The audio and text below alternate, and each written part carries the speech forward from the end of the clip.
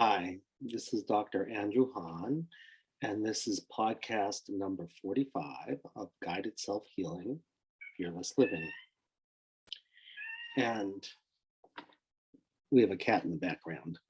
So, um, you know, it's very interesting, of course, because we say cats have 9 lives. And this is a very interesting chapter. We're up to chapter 9 in our book called Triple Center Patterns or uh, Triple Center Patterns in the Non-Material Realms.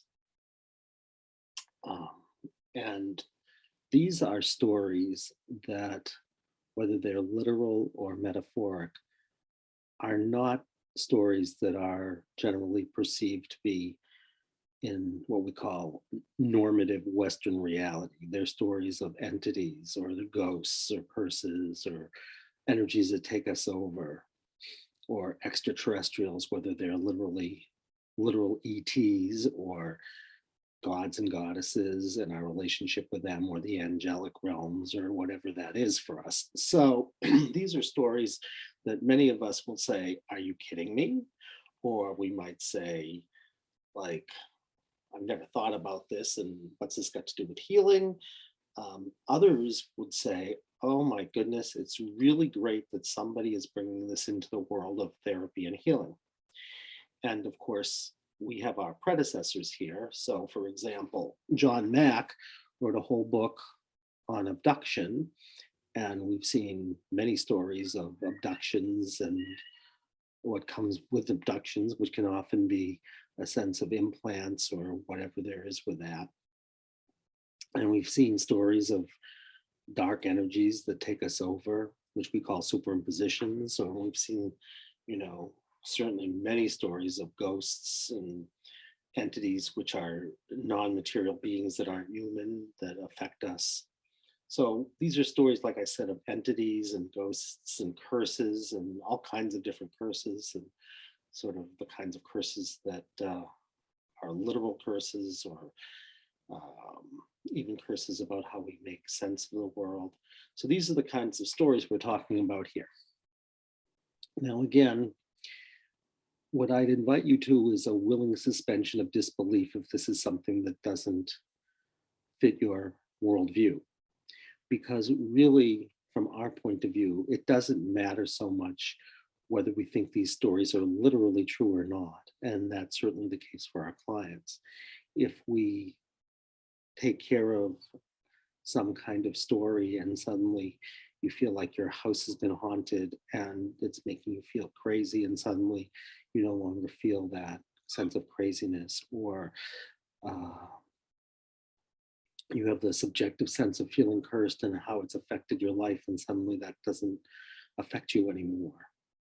To some degree or other, it doesn't matter whether you think that it's literally true or just energetically true. Either way, there's going to be a usefulness to this.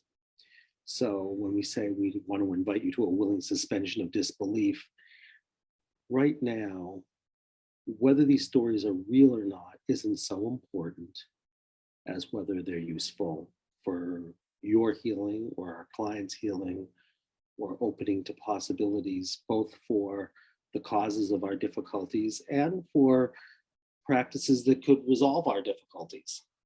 So that's the invitation for today. And again, sometimes the stories are literally true. Like there's a ghost in your field that's affecting you, and we'll tell you some stories that are about that. But you can also feel ghosted, obviously, and that can play out as a ghost. And sometimes the very same story um, can have different kinds of diagnostics.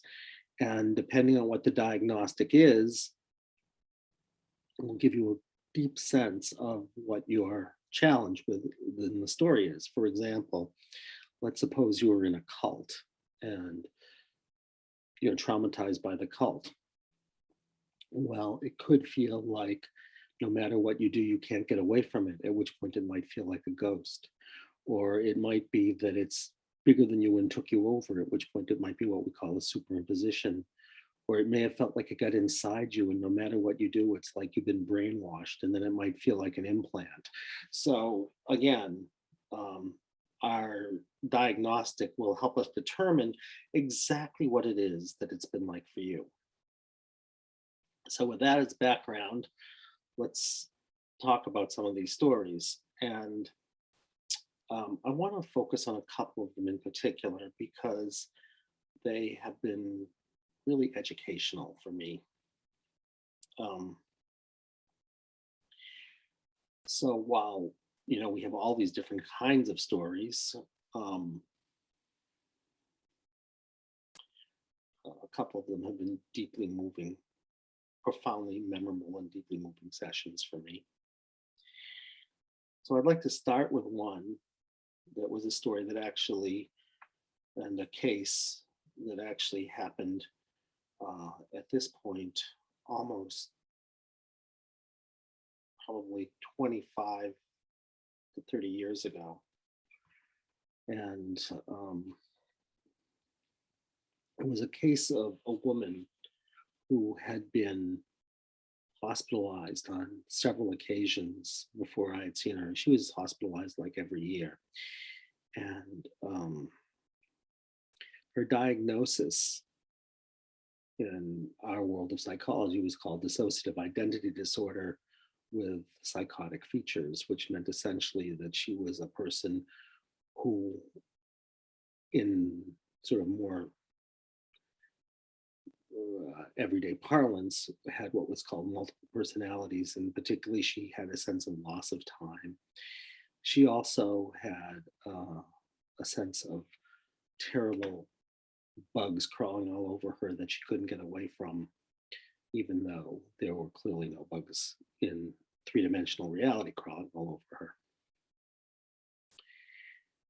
her. And she had a really quite horrific history that included rape and incest and severe violence in her family, um, and all kinds of really horrific things. It's also true that she came from a family where her father was a Southern Baptist minister. And um, so some of the things that were going on that weren't being particularly talked about, I think to some degree or other informed this story. So even with all of these horrific things that we just, she told me about very early on in our treatment, not right in the beginning, but early on, I was doing work with her on this dissociative identity disorder in the sense of like, sort of like her container was broken and different aspects of her personality would come to the fore, and there wasn't really that much of a witness. So, but when she was her core personality, she actually was quite a good witness and was able to be, I thought, a very uh, good reporter of what her life experience was from her point of view.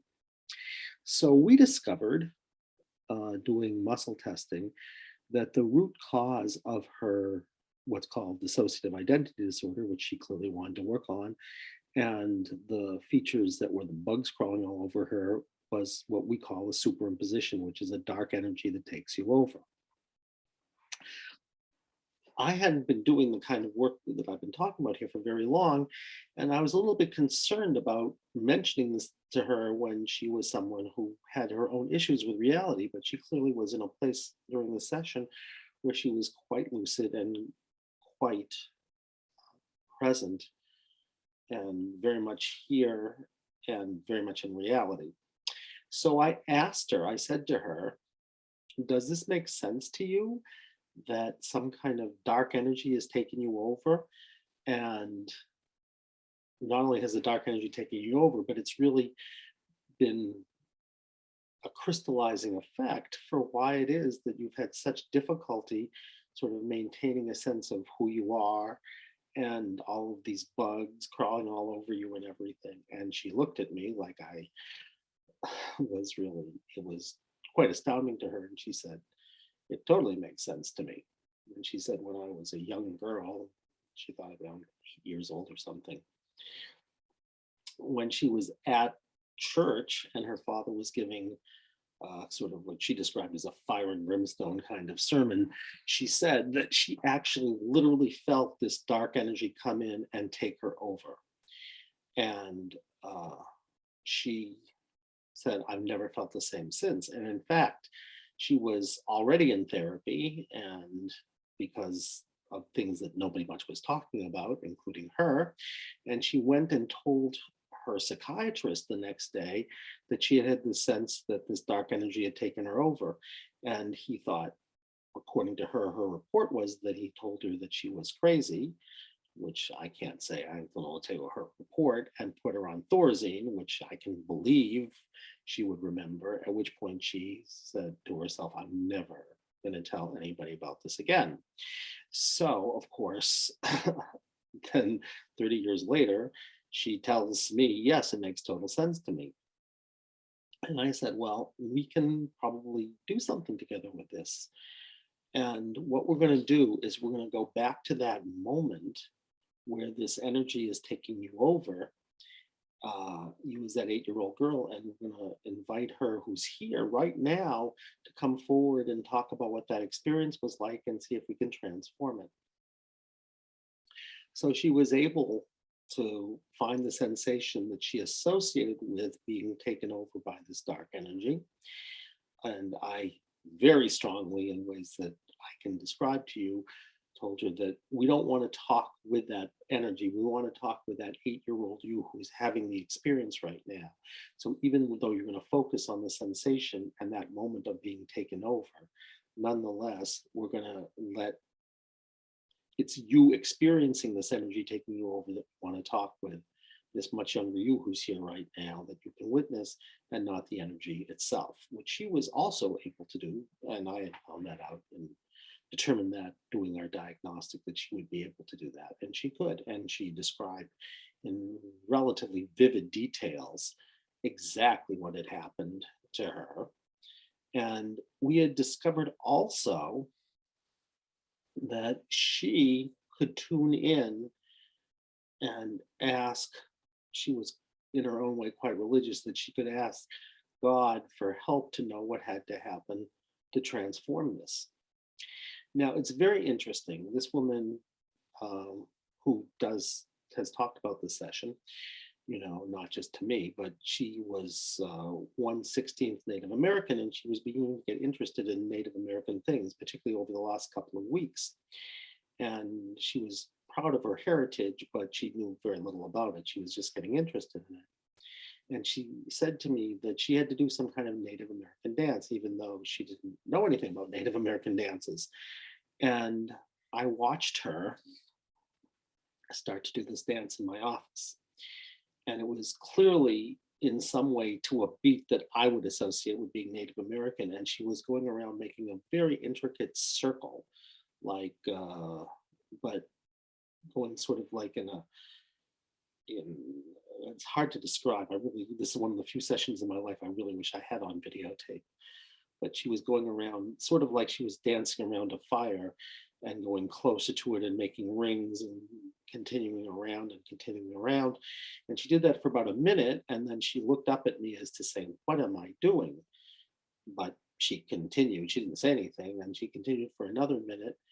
And literally, for those of us who are attuned to these things, it's like you could kind of feel the room shaking a little bit, and it got lighter. And she said, I'm done. She said, I feel totally different. She said, it feels like something is gone that has been with me for as long as I can remember. And we didn't know what the effect of that would be. But I can tell you what the effect of it was, because I continued to see her for quite a while, because of all of the other things that had happened to her, including, of course, the incest and the rape and the violence and a whole lot of other things, and not just even in this lifetime. But the effect was that as long as I saw her, even though obviously she had an awful lot of challenges, she was never hospitalized again for the things that we had worked on that day, at least as long as I saw her. And then I moved away and she actually moved away. And this was, in the 1990s before there was remote work. And so I lost track of her. And it just so happens that many years later, I was in a doctor's office and she walked into the doctor's office. And it was quite a reunion because, of course, we both remembered each other. And we started to talk about what her life had been like. And she told me she had never been hospitalized again, which was deeply moving. Now, I'm not saying, of course, that all what we call multiple personalities or the kinds of uh, psychoses that come with multiple personalities is necessarily dark energies that are much bigger than us that have taken us over that kind of break our containers. But it certainly is something that we may want to consider when we open to these kinds of phenomena. And I can only tell you in that one case, it seemed to have made really a qualitative difference that to this day touches my heart. So I invite the people in our field, because we don't really know what to do with these cases, particularly. I mean, we give medications and we try to integrate the personalities, but I'd invite us to open to some other way of understanding this, which is that something literally bigger than ourselves can take us over and break sort of our core container so that there isn't something that holds us all together. And maybe if we can transform whatever it was that did that to us with, in this case, there was sacred dance, but usually we use light, which is for most people, every color of light is like a face of the divine, which is bigger than these energies. And I think the key when we talk with someone about this is to say that even if something that is much bigger than you took you over, there is something that's infinite, that's much bigger than it. And it's a part of that something bigger. And we can change that vibration and we can, in a sense, totally transmute that energy into something else and have it not run your life anymore. And that certainly was the case with her. And so, for what it's worth. The second case I want to talk about, which was also superimposition, both of these are in the book, I really would like us to open to because I think that it opens us to a whole new way of understanding something that is very disturbing, which in this case was pedophilia. And, that's been a problem that's been rampant. And again, I'm not going to tell you that all pedophilia is going to be what I talk about in this particular session. But let's suppose there's something to this. And let's suppose we could do this work with people who are having sex with minors against the minor's will or end up in jail and we don't know what to do with them. So I will share this story because it feels so important in our field. In this story, I had a colleague and she came into me one day and said, Andy, she knew the work I did. In fact, we worked together on it. She said, I need to do a session with you. She said, for about a month, I've had this strange compulsion. And she said, we were near a school. We were actually near a middle school. And she would see these young girls walking on the street. And this voice inside of her started to say very lewd and lascivious things and clearly wanted to go and have sex with these girls, which was very disturbing in general and particularly strange because this woman totally identified as being heterosexual and never had fantasies at all about young girls. And nothing could account for this change as of a month ago. She said, I really have thought about it. She said, I went and visited my mother, but I always go and visit my mother, and nothing about that visit would account for this, and nothing else could account for it. So we determined what was going on, and we said something, in fact, did crystallize about a month ago, and we could have her drop into that energy. And a very extraordinary story came to her, which is this, and it had not occurred to her at all. She was at that point in a love affair with a man who was a policeman who was on the vice squad, and they were uh, staking out some pedophiles. And apparently, as she could feel into the story, and she actually knew this a little bit, but she had a sense of it in much greater detail. Her lover and one of the pedophiles got into a fight. And that night, she and her lover made love, they had intercourse, and she literally could feel the energy had attached itself to him as a kind of carrier, and had gotten inside of her, even though it seemed like it was outside of him and was not affecting him so much. It was like around him. She could feel it around him, but it wasn't inside of him. So he was not having any of these kinds of feelings. It was just sort of something he was carrying, so to speak. But it did get inside of her, and she could literally feel that energy inside of her starting to take her over and uh,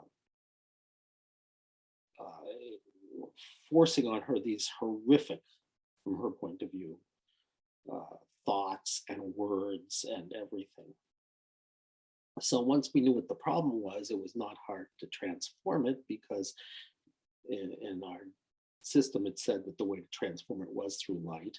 And she channeled light into that energy until that energy was totally infused with light.